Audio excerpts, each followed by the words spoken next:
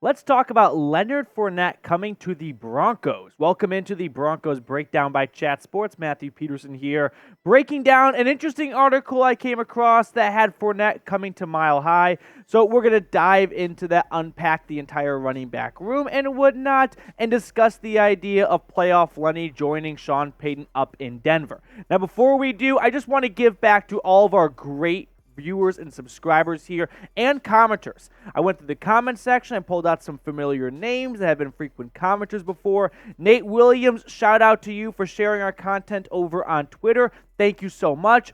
John Crete shared an awesome story about bumping into Shanahan after a training camp practice. Dimmy11234, thank you so much for always being a regular in the comment section. And Roger Pascal, thank you as well. And hey, if you want to get a shout out on a future show, have to be subscribed, so go ahead and hit that sub button. Now, Leonard Fournette, PFF, Pro Football Focus, picked one free agent / trade or extension each team should make / sign or whatever. And for Denver, their move was signing player Leonard Fournette.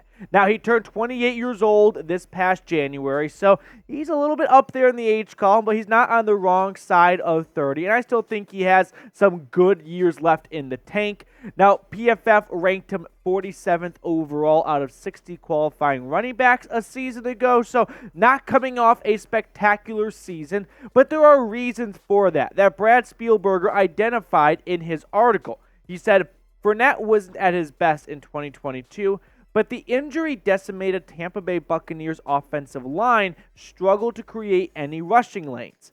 In 2021, Fournette's 3.2 yards after contact per attempt ranked 15th among running backs, with his 12.2% stuff rate at a bottom 10 rate among running backs with at least 50 carries. When it comes to signing Leonard Fournette or Dalvin Cook, Kareem Hunt, Zeke, any of these veteran running backs, I maintain the same stance, and that is if Denver is approaching 2023 as a committee backfield, Leonard Fournette is a good addition to that committee. Same goes for Dalvin Cook, Zeke, Kareem Hunt, any of those guys. If you are signing Leonard Fournette to take on 250 carries, that's probably not a good idea. And the same for the other guys. But if you're signing these players to take on 75 to 100 carries or so and split it across, kind of like Melvin Gordon and Javonte Williams back in 2021, well, that's probably a good role for playoff Lenny. Now, when you look at his last 4 seasons, just his rushing stats, 668 yards last year, 3.5 yards a pop. You don't want to be south of 4 yards a carry as an NFL running back. But a season prior to that, he averaged an extra yard per carry, 812 off 180 carries. And you go back to his last season with Jacksonville, 1,100 yards and 3 touchdowns. But Fournette is not just a rusher. He's also a very good receiving threat as well. 523 yards, 73 receptions a season ago. So he can bring a new element to this offense that you have in Samaje Perine, no doubt about it. But when it comes to 1st and 10, I'd rather have Leonard Fournette get that handoff than Samaje Perine. And again, if Javonte Williams is healthy, that changes everything. But if you are approaching this as a committee backfield, maybe save Perine for 3rd and 6 when you might do a screen, and instead have Fournette take the 1st and 10 handoff. Now, what do you guys think? Should the Broncos sign Leonard Fournette? This is your opportunity to get active in the comment section. Give me your thoughts, yes or no. I'm not opposed to it. I'd probably be behind it. If I got a notification tomorrow that Denver signed Leonard Fournette, my first instinct would not be Ari Gold, throw my phone across the garage. Like, I could probably warm up to the idea and go, yeah, Leonard Fournette had one heck of a postseason run. If Denver plans on playing in January, that's a good guy to have on your roster. But for me, it really comes down to this guy, right? Right here, Javonte Williams. If he comes back week 1 or week 2, then you're probably fine with him and Samaje Perine as your 1-2 punch.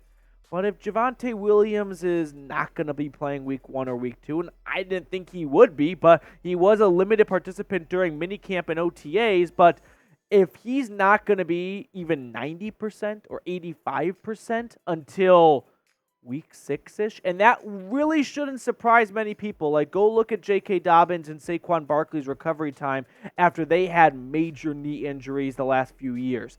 They were not 100% in their first game back, right? J.K. Dobbins came back and 2 weeks later had to get a second knee surgery. So this stuff happens. Like, it's not a smooth sail in the first week you touch the field. So if Javonte Williams is going to be far from a 90 to 100% range for the first quarter of the season, then Leonard Fournette could probably be very useful with Samaje Perine in that backfield.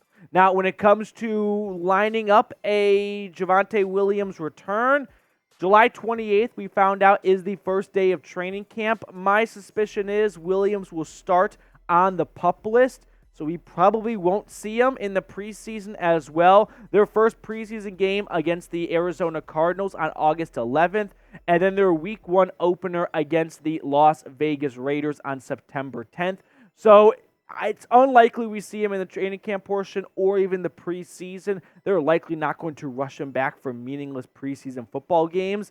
And Week 1, that will be a big test. We'll find out if he's ready to go. There's no way of knowing that right now on June 29th. We have a long way to go.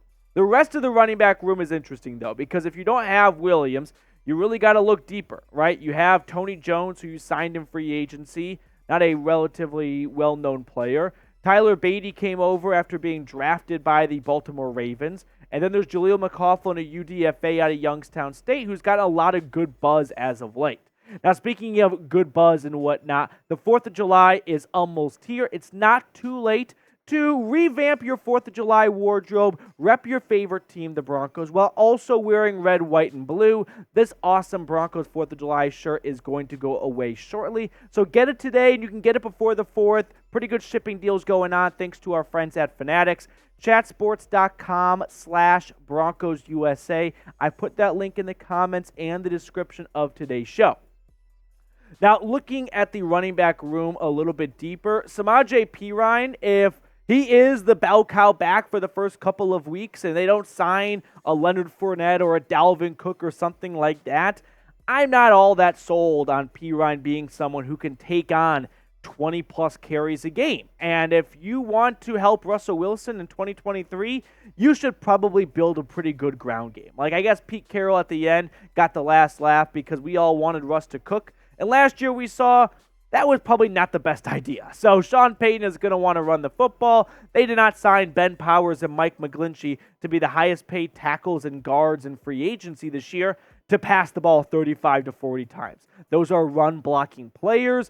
And Perine or Tony Jones, for example, another guy in this depth chart, I don't think they are cut out to handle a 1st and 10 run-first offense for very long, right? No offense to Perine. Somewhat offense to Tony Jones, mostly because I've never heard of him before until they signed him in. He averages 2.7 yards a pop. So, yeah, you could probably put me in the camp of not being a huge believer in Tony Jones as an RB2 with getting a good amount of carries and looks and whatnot until Williams returns.